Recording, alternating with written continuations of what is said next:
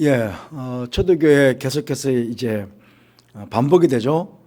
복음을 전하다가 핍박을 당하고, 핍박을 당한 가운데 하나님의 도우신 가운데 그 핍박을 잠시 벗어났다가 또 핍박을 당하고 또 하나님의 도우신 가운데 잠시 벗어나고, 이런 일들이 반복이 됩니다. 반복이 되는데 외적으로 박해, 우리가 지난주 말씀 보았지만 외적으로는 박해들은 공동체가 똘똘 뭉쳐가지고 그걸 잘 이겨나갈 수 있습니다. 그런데 공동체 내적으로 문제가 생기면 이게 오히려 더 공동체가 와해되고 깨어질 수 있는 그런 굉장히 위험한 상태가 될 수 있습니다.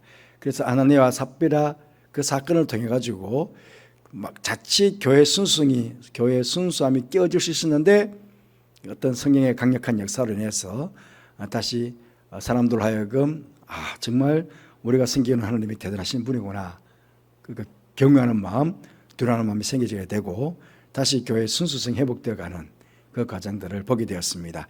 다시 교회가 순수성 회복되자 또 교회는 교회대로 또 평창해 가는, 부흥해 가는 그런 과정들을 보았습니다.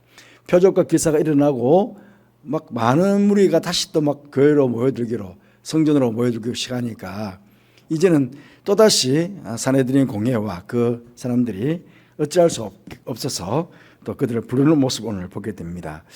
오늘 사도들이 2차 촉을 보게 되는데요. 17절 18절 말씀 보시면 대제사장과 그와 함께 있는 사람 즉 사도개인의 당파가 다 마음에 시기가 가득하여 일어나서 사도들을 잡아다가 옥에 가두었다. 이제 조금 더 박해가 심해지죠. 이제는 정말 체포해가지고 이제 옥에 가두는 그런 일들을, 근데 뒤로 보면 이제 없이 하려고, 죽이게 하려고까지 합니다. 점점 이제 박해의 강도가 더 세져 가는데 결국은 이제 시기해가지고 이 사도들을 가두게 되었다.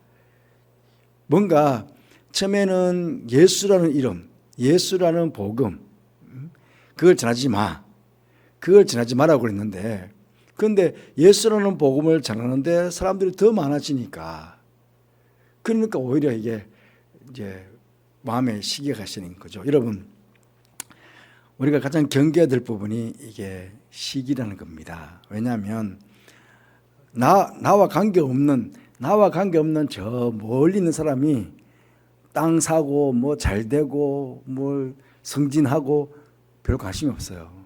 중요한 거는 나와 가까이 있는 사람, 내가 잘 아는 사람. 그러니까 뭐 사촌, 사돈, 그 사돈이 땅을 사도 배 아프단 말이 그런 말 아닙니까?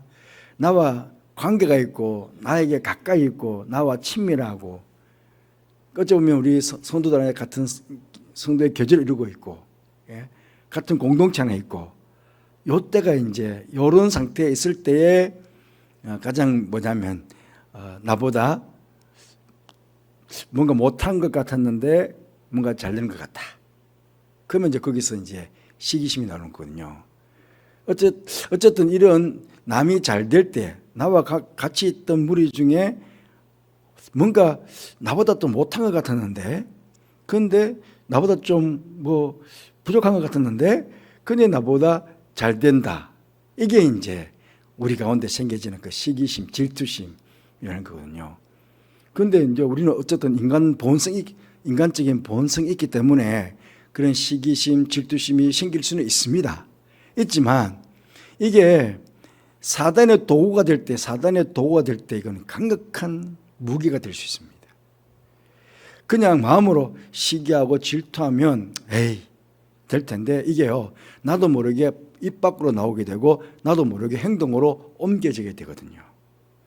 만약에 입 밖으로 나오거나 입 밖으로 내 몸으로 행동하게 되면 그거는 분명히 내가 시기하는 그 사람을 해하게 됩니다. 그렇잖아요. 말 한마디 하더라도 야 정말 잘했다, 잘된 것 같아, 축하하는 것 같지만 뭔가 그 안에 가시를 담아가지고 그 사람을 깎아내려고 하던 말 자체가 절대로 덕스러운 말들이 나오지 않는다는 거예요. 또 더 심하면은 행동으로 옮겨가죠. 지금 사도계인들 같은 경우에, 이 대제사장 같은 경우에는 행동으로 옮겨가잖아요.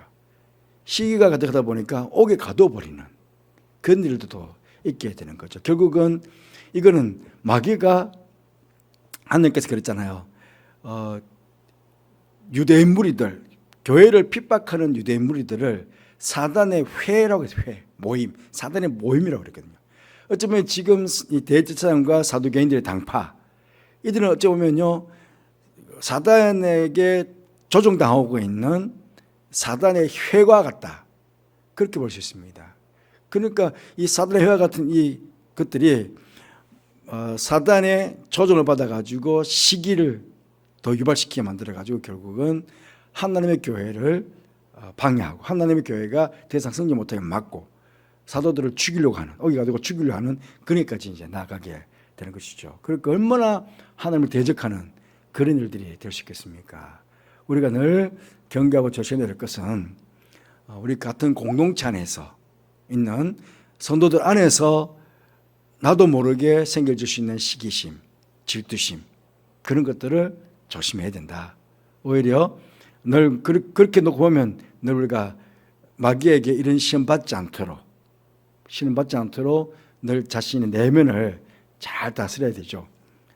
거짓되고 부패한 것 우리 마음이라고 그랬으니까 자칫 거짓되고 부패한 마음대로 그냥 내버려 두면 이 마음에 있는 생각들이 말로 나오게 되고 행동으로 나오게 되거든요. 그러니까 시기심과 질투심 생기겠지만 시기와 질투심을 더 덮을 수 있는 그런 예수님의 성품, 그건 온유함, 겸손함, 관용함, 남을 먼저 섬기고 배려하는 마음, 이런 마음들이 먼저 내 마음을 지배할 수 있도록 그렇게 우리가 잘 성품적으로 훈련이 돼야 됩니다.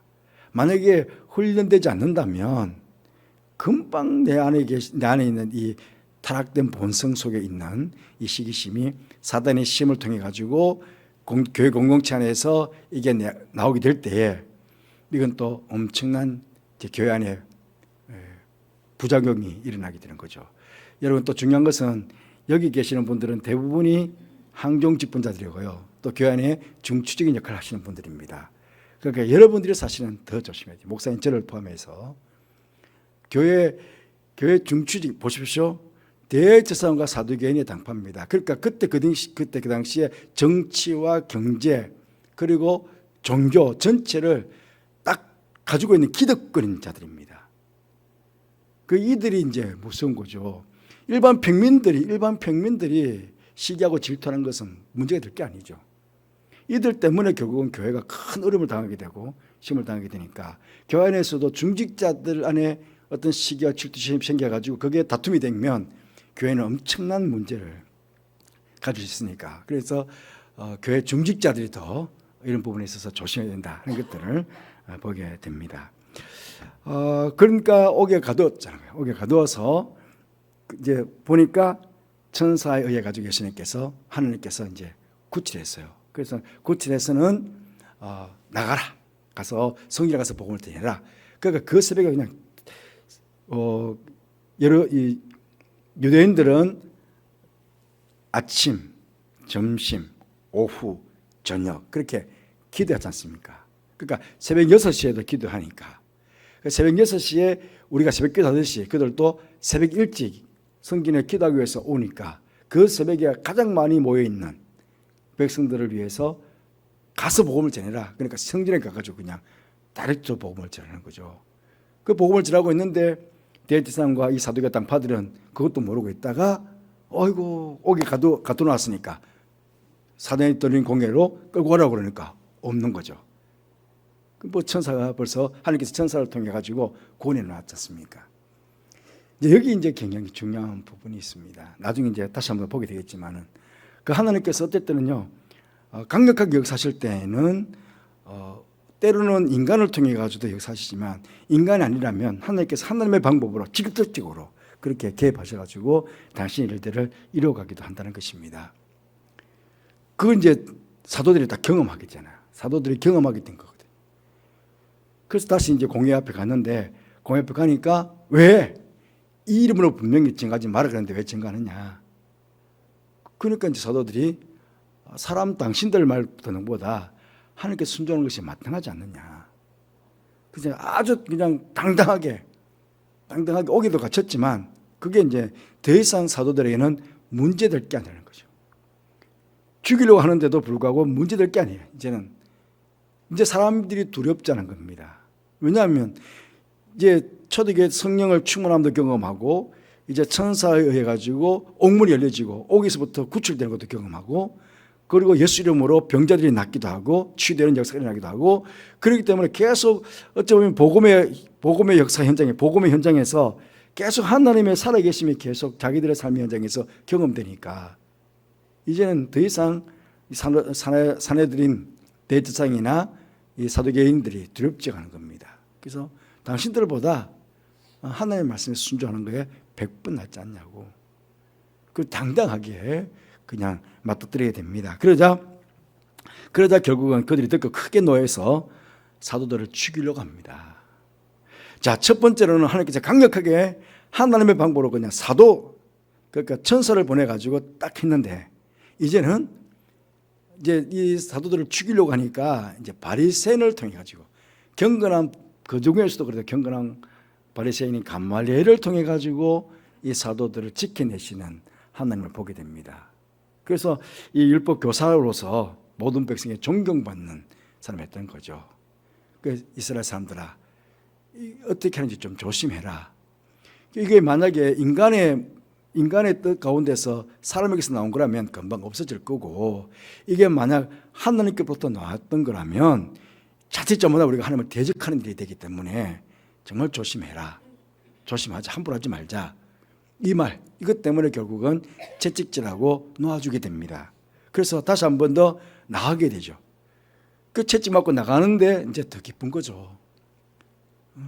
당당하게 당신들 말 듣는 것보다 하나님의 말씀 순종하는 게 낫다고 그렇게 이제 당당히 맞서다가 이제 죽이려고 그러는데도 불구하고 또 가말리엘을 통해 가지고 또 나올 수 있는데 채찍에 맞았지만 오히려 채찍 맞는 게 기쁜 거예요. 혹시나 여러분, 혹시나 뭐 여기 이제 지금은 막 폭력을 행사하고 그런 거 없었지만 예전에 보면 가정에서도 교회 나간다고 그러면 막 폭력을 행사하고 그러잖아요. 부부들도 막 폭력해서 부모님들이 막 자녀들 폭력을 행사하고 막 그런 일이 있었습니다. 또 그전에는 정말 공권 우리나라도 공권력으로 박해하고 핍박하고 그런 일이 있었지 않습니까? 순교자 나왔으니까. 그런데 그렇게 막 능욕을 당하고 막 매질을 당하고 교회 나가지 말라고 막 그렇게 예수 믿지 말라고 막 폭력을 행사하고 하는 걸 당했는데도 불구하고 오히려 속에서부터 있는 기쁨. 예. 그 성령이 주시는 기쁨이거든요. 어찌 보면 사도들은 그 기쁨이 충만한 거예요.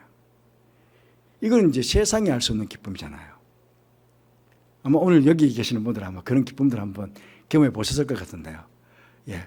주님 때문에 당하는 고통, 주님 때문에 당하는 괴로움. 그게 그 순간은 아픔인데, 근데 뭔가 모르게 안에서부터 쾌감이, 뭔가 막 기쁨이 샘솟들이 나는 게 있거든요. 이거는 뭐 세상이 줄 수 없는 기쁨이니까. 그 기쁨이 있으니까 이제 날마다 이제는 뭐 성전에 있든지 집에 있든지 어디 있든지 간에 복음을 전하는 그런 이제 사도들이 되었다. 이게 오늘 전체적인 내용입니다. 이 전체적인 내용을 통해 가지고 앞쪽에 좀 설명이 드렸지만 몇 가지를 한번 보면요. 사내들에 속한 유대 종교 지도자들이 교회를 박해하는 동기가 뭔가? 가장 큰 것은 시기심이다. 시기심. 사단에게 조종당해가지고 시기심 때문이다. 그런데 이제 그 시기심은 자기들이 종교 지도자예요. 자기들이 종교 지도자. 자기들이 하나님에 대해서 가르치고 자기들이 하나님에 대해서 뭔가 잘 알고 있고 자기들이 율법에 대해서 잘 알고 있고 그러는데 아니 저 예수를 믿는다. 하나님의 아들이라고 말하는 예수를 믿는다는 그 사람들이 백성들로부터 더 칭송을 받는 거잖아요. 백성들이 그러니까 사도들이 가면 막 구름대처럼 모여가지고 말씀을 듣고 그러니까 분명히 이 양반 처음에는 이 백성들이 다 자기들의 말을 듣고 자기들한테 존경을 표하고 그랬는데 갑자기 이게 무게 중심이 싹 이렇게 사도들로 옮겨.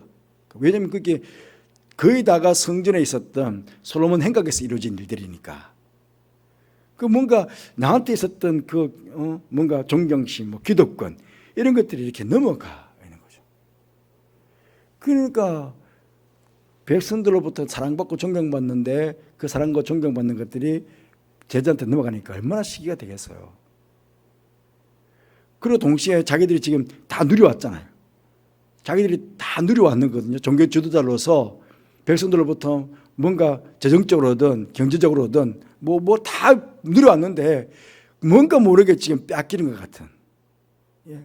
예를 들어서 헌금을 하더라도 교회 성전에도 헌금하는데 뭔가 이제는 밭을 팔아가지고 들리거든요. 뭐야? 재산을 다 팔아가지고 사도들 발 앞에 갖다 놓았다고? 예. 뭔가 자기들 지금까지는 자기들 중심으로 모든 게 이루어졌는데 이제는 뭔가 사도들 쪽으로 이렇게 막 넘어가고 있는 수많은 사람들이 교회로 가고 거기에다가 자신들의 재산을 다 팔아서 사도들 발 앞에 놓는데 가난한 사람들도 막 얻게 되고 이런 역사가 일어나니까 뭔가 모르게 위기감이 느껴지는 거죠. 그러니까 없애버리려고 지금 그런 거죠. 그리고 중요한 거는요, 책임 회피라는 책임 회피. 왜냐하면 그들이 그런 말 합니다. 28절 말씀 보시면 이르되 우리가 이 이름으로 사람을 가르치지 말라고 은금하였으되 너희가 너희 가르침을 예루살렘에 가득하게 하니 이 사람의 피를 우리에게로 돌리고자 하미로다. 이 사람의 피를 우리에게로 돌리고자 하미로다 하는 거죠. 그러니까 백성들이 지금 사도들이 계속해서 성경에서 뭘 말합니까? 당신들이 나무에 달아 죽인 메시아, 그분이 바로 우리의 구원주다. 그분이 정말 메시아다. 그 이야기 아닙니까? 그런데 그 메시아를 누가 죽였습니까? 종교 지도자들이 죽였거든요. 그러니까 백성들이 지금 겁이 나가지고 옥에서 데리고 왔는데 그들이 잡아왔지만 강제로 못하는 이유가 백성들이 돌로 칠까 두려워함이더라.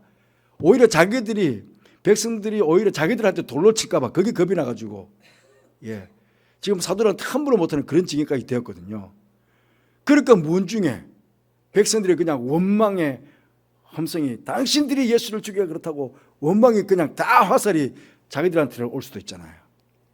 그러니까 그 책임 회피하려고 빨리 더 크기 전에 그냥 완전히 그냥 없애버리려고 사도들도 다 죽여버리고 그냥 교회를 와해시켜버리려고 지금 그렇게 했다는 것입니다. 하지만 하나님이 살아계시는데 그게 되겠습니까? 아무리 큰 공권력이 와서 아무리 강력한 공권력이 오더라도 살아계신 하나님의 그 교회와 살아계신 하나님의 복음의 역사는 아무도 막을 수가 없죠. 그러니까 우리가 복음을 전할 때 그것 때문에 담대해야 된다. 복음을 전하는 것은 주님의 일들이고 복음의 역사는 이게 하나님 앞에서 이루어지는 일들이니까 아무리 세상이 뭐라 하더라도 2000년 역사 속에 엄청난 박해가 있었잖아요. 2000년 역사 속에 나라들마다 복음이 들어갈 때마다 꼭 박해가 있었습니다. 일본은 너무너무 심해가지고 일본은 그 박해가 너무너무 심해가지고 사실은 저 복음화율이 적습니다. 물론 종교가 신들이 너무 많아요. 일본에는 신들이 너무 많아서 그것도 있지만 사실은 그 우리나라 기독교가 왔을 때 박해하는 거하고 일본 사람들이 기독교가 들어왔을 때 박해하는 거하고는 차원이 다를 정도로 정말 잔인하게 일본 사람들이 정말 잔인하게 기독교인들을 박해하고 천주교가 먼저 다 들어왔으니까 우리나라도 천주교가 먼저 들어오고 기독교가 들어왔으니까 다 같은 유로 보니까요. 그러니까 엄청난 박해 때문에 결국은 일본은 더 정착하지 못하게 되는데 물론 그렇지만은 그래도 어찌 보면 일본의 기독교는 알짜배기라고 그러잖아요. 정말 예수를 제대로 믿는 기독교인이라 그렇게 이야기하지 않습니까? 우리 청년들, 우리 전공동부 아이들 나가사키 지역 쪽에 일본 선교 현장을 비전 트립에 우리 청년부도 그렇고 중고동부도 그렇고 보고 왔거든요. 그게 뭐 대단한 그게 선교지가 있는 순교지가 있는데 어쨌든 그렇게 강력하게 뭐 박해를 하고 그러더라도 결국은 복음은 계속 살아서 역사하게 되거든요. 그 우리나라는 결국은 계속 살아서 지금 이렇게 수많은 교회가 이 땅에 세워지는 그런 역사지 않습니까? 그래서 아무리 박해를 해도 하나님의 일이기 때문에 살아계신 하나님이기 때문에 계속해서 유지된다는 것도 보게 되고 또 사도들을 보호하기 위한 하나님의 개입이다. 이게 천사를 통했다는 것은 직접적인 개입. 그 하나님 왜 그랬을까 한번 생각해보면요. 지금 복음이 어디 있습니까? 복음이 지금 예루살렘 안에만 있습니다. 아직은 지금 예루살렘 밖으로 복음이 나가지 않았습니다. 제자들도 다 지금 예루살렘에 있고 또 성전에서만 복음이 계속 지금 선포되고 있습니다. 그리고 예수님께 직접 복음을 받아들였다. 예수님을 훈련받고 예수님께 직접 하늘나라의 말씀을 배우고 직접 예수님께로부터 사명을 받았던 제자들이 아직도 다 살아 있습니다. 다 살아 있고 그 제자들을 통해서 계속해서 복음이 전해야 되는데 그 복음이 전해야 되는데 만약에 지금 이 예루살렘에서 다 죽어버리면 어떡합니까? 그렇잖아요. 이제 막 교회가 생성했는데 교회가 생성해가지고 막 폭발력으로 나가려고 그러는데 근데 그러면 이제 예루살렘 밖으로 분명히 예루살렘과 온 유대와 사마리아 땅끝까지 그게 복음이 전거돼야 되는데 아직도 예루살렘 안에 머물러 있잖아요. 머물러 있으니까 종교 지도자들이 박해가 오더라도 하나님의 입장에서 보면 하나님 편에서 보면 이제 예루살렘 밖으로 벗어나야 되니까 강력하게 지켜줘야 되거든요. 강력하게 지켜줘야 되니까 어쩌면 좀 급하게 그냥 천사까지 동원해가지고 이 제자들을 보호해 가시는 그런 모습들을 보게 됩니다. 그 하나님께서 그렇죠. 때로는요 강권적으로 역사한다면 정말 구원 얻는 후사들을 돕도록 보내는 게 천사들이니까 만약 우리가 복음을 전할 때 우리가 사명을 감당할 때 만약에 그 사명을 감당하는데 어떤 큰 방해가 있어가지고 우리가 방해된다 할 때 하나님께서 직접적으로 개입하셔가지고 그 일들을 이루어 가신다는 겁니다. 지금도 그럴 수 있잖아요. 지금도. 그리고 우리가 뭐 천사라고 이야기하면 천사를 이야기하면 굉장히 신비주의적이다 그렇게 말하는데 신비주의는 아닙니다. 신비롭다. 신비와 신비주의는 다릅니다. 그러니까 신비주의는 뭔가 미신적인 것 같고 그렇지만 신비라는 것은요. 그건 우리 눈에 보이지 않는 하나님의 세계거든요. 하나님께서 역사하시는 세계거든요. 그러니까 하나님이 역사하시는 세계를 우리는 신비라고 합니다. 신비. 여기도 지금 우리가 하나님께 예배를 드리는 공간이잖아요. 성령께서 와 계시는 공간을 우리가 믿잖아요. 그 하나님께서 임재하시는 곳이고 믿잖아요. 그럼 이 공간은 우리가 신비로운 공간인 거예요. 왜? 우리 사람끼리 만들어 온 거 아닙니다. 우리 사람끼리 만들어 왔다면 이건 그냥 신비주의라고 말해도 돼요. 그런데 왜 신비라고 말하느냐? 우리는 이곳이 한 목적은 내 눈에 보이지 않지만 살아계시는 하나님을 만나기 위해서 온 거예요. 살아계신 하나님께 예배드리기 위해서 온 거예요. 살아계신 하나님의 말씀을 듣기 위해서 온 거예요. 그러니까 가장 신비로운 곳이죠. 가장 신비로운 곳이 바로 이곳이란 거죠. 그러니까 어찌 보면 이곳이 만약에 박해를 당하거나 하나님의 복음의 역사가 방해될 때에 어찌 보면 하나님께서 급박하신다면 강력하게 그냥 천사를 동원해가지고 보할 수도 있잖아요. 그건 믿어야 돼. 또 간접적으로 가말리엘을 통해서입니다. 가말리엘을 통해서. 사실은 가말리엘은 산헤드린 공예입니다. 산헤드린 공예의 혼이에요. 바리새파 산헤드린 공예인데 여러분 하나님께서 역사하실 때는요 우리를 반대하는 사람들을 통해서도 역사하신다는 거예요. 때로는 보십시오. 산헤드린 공예의 회원인 가말리엘이 기독교를 좋아서 변증해 주겠습니까? 아니거든요. 산헤드린 공예예요. 그러면 이 가말리엘도 바리새파 사람이기 때문에 틀림없이 기독교에 대해서 반감을 가지고 있을 거라고요. 그리고 지금 사두개인들은 부활을 믿지 않아요. 그런데 지금 이 제자들은 부활에 대한 이야기 하거든요. 그런데 바리새인들은 부활을 믿어요. 그렇다고 해서 사두개인들이 부활을 믿지 않는데 사두개인들이 부활을 믿지 않는 그 사두개인들을 통해 가지고 만약에 제자들이 죽었다.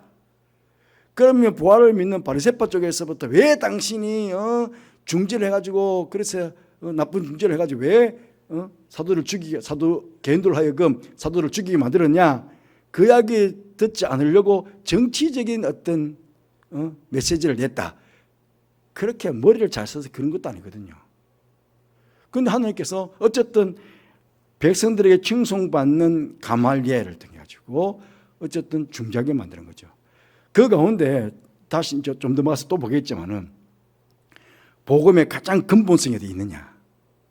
결국은 바리새파 율법 교사 이 가말리엘을 통해 가지고 하나님께로부터 왔다면, 이 복음을 말할지 않았지만 이들이 지금 가르치는 이 메시지가 하나님께로부터 왔다면 우리가 말할 수가 없다. 오히려 하나님을 방해하는 것이 된다. 그렇게까지 이야기하거든요. 그 하나님께서 반대편에 있는 사람을 통해서라도, 그 말을 통해서라도 어쨌든 당신의 그 복음의 역사를 이끌어 간다는 거예요. 그래서 우리는 늘 영적인 눈을 열어놓고 있어야 됩니다. 그냥 세상적인 방법으로 그냥 세상적인 눈만 놓고 있으면 아이고 이제 끝났구나, 죽었구나, 다 이제 망하게 되었구나, 그렇게 생각할 수 있는데, 근데 눈을 열어서 보면 하나님의 역사심이 막 보이게 되거든요. 그 하나님의 개입하심이 막 느껴지게 되거든요. 그 살아서 역사하신 하나님의 그 역사심을 우리가 경험하게 되니까, 그래서 담대해지게 되고 당당해지게 되고 복음을 우리가 전할 수 있게 되는 것입니다. 그래서 가말리엘이 말했던 음미심장 언급해 바로 그거예요. 복음의 기원이냐, 하나님께로부터 왔으면 우리가 이걸 박해했다가는 오히려 더 하나님의 일을 그르치는 것이 된다. 그 복음의 기원에 대한 이야기를 자기들 안에 있는 가말리엘을 통해 가지고 지금 메시지를 지금 주시는 거거든요. 그러니까 백성들에도 존경받지, 또 율법 교사지. 그러니까 가말리엘이 말하니까 주저하게 되는 거예요. 그냥 내가 모르는 건 좀 아쉽고, 그래서 그냥 채찍질 해가지고 어쩌서 방면하게 되는 거거든요. 그 하나님의 역사심입니다. 아마 가말리엘도 엄청 고민했을 거예요. 율법 학자잖아요. 그러니까 구약의 말씀을 알고 있잖아요. 알고 있으니까 이게 정말 메시아가, 우리가 이 산헤드린 공회가 십자가에 못 박아 죽인 저 예수가 정말 메시아를 어떡하는가, 정말 하나님께로부터 왔다면 어떡하는가, 그 고민하게 되는 거예요. 경험했기 때문에 고민했을 거예요. 그 가운데 그런 고민하는 자들, 그러니까 니고데모, 가말리엘, 그 다음에 예수님 십자가에 돌아가셨을 때 아리마대 사람 요셉, 그 뭔가 모르게 그 안에도 경건한 유대인들이 있었다는 겁니다. 그 현상들을 보고 뭔가 자기들 모르게 고민하고 안에서부터 내적인 고민을 하는 그런 사람들, 하나님께서 그런 사람들 알고 계셨으니까 그런 사람들을 통해 가지고 예수님의 무덤을 장사하기도 만들기도 하고, 이렇게 이런 사람들을 통해 가지고 사역하면서 사도들을 구원해내는 이런 역사들을 이루어 가시는 분이시거든요. 그러니까 하나님께서는 다 사람 면면이 다 깨뜨려 보고 계시는 거예요. 그래서 우리는 교회 안 다니는 사람들 중에도 혹시나 모르거든요. 우리가 복음을 전하다 보면 우리가 그냥 누군가가 나에게 도움이 되게 하셔가지고 복음을 전할 수도 있다. 그건 왜냐하면 하나님이 하시는 방법이니까, 하나님께서 하시는 방법이니까 어떤 방법을 통해서든 하나님께서는 당신의 일들을 이루어 간다는 것입니다.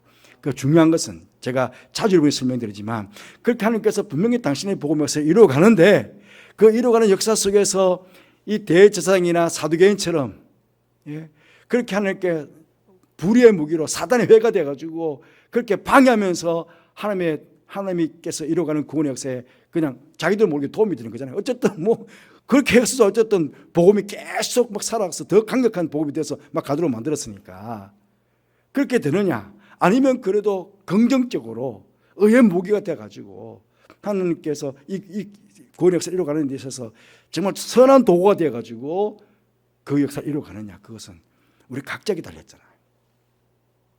그래서 우리는 언제나 살아계신 하나님께서 당신의 구원의 역사를 이루어갈 때 언제나 사탄한테 시험 받아가지고 시기 질투해가지고 교회 안에 문제를 일으키고 복음의 교회가 역사하는 데 역사에 발목을 잡고 하는 그런 행태가 아니라, 어쨌든 선한 도구가 되어가지고 선한 일에 쓰임받고 교회가 부흥하는 곳에, 복음이 역사하는 곳에, 복음이 전파되는 곳에, 그런 곳에 정말 가장 선한 도구가 되어서 그렇게 쓰임받기 위해서 우리는 늘 자신을 하나님께 드리는 사도처럼, 이 사도들처럼 그렇게 자신들 하나님께 드리는 그런 성령의 사람들이 되어야 되겠습니다. 우리 그렇게 되기 위해서 우리가 늘 기도하는 우리의 삶이 되었으면 좋겠습니다.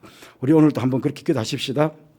사도들처럼 어떠한 상황 가운데서도 사람의 말보다는 하나님의 말씀에 순종하며 사는 믿음의 사람들이 되게 해주시기를 기도하십시다. 우리 인간관계 속에서, 우리 교회 인간관계 속에서요, 사단이 주는 시험에 넘어가서 시기와 질투에 살아보지 않고 언제나 배려와 간용과 사랑을 실천함으로 기쁨과 감사가 있는 인간관계 공동체, 우리 공동체 안에 이르게 있도록 우리 기도하십시다. 사도들처럼 집에 있든지 어느 곳에 있든지 복음을 전하는 그런 제자가 되게 해주시고, 당당하게 복음을 전하는 제자가 되게 해주시기를, 또 여러분 이름 앞에 있는 이름들, 대신자들, 잃어버린 자들을 구원해 주시기를, 주님 다시 오실 때까지 찬 이후에 함께 기도하고 도착하겠습니다.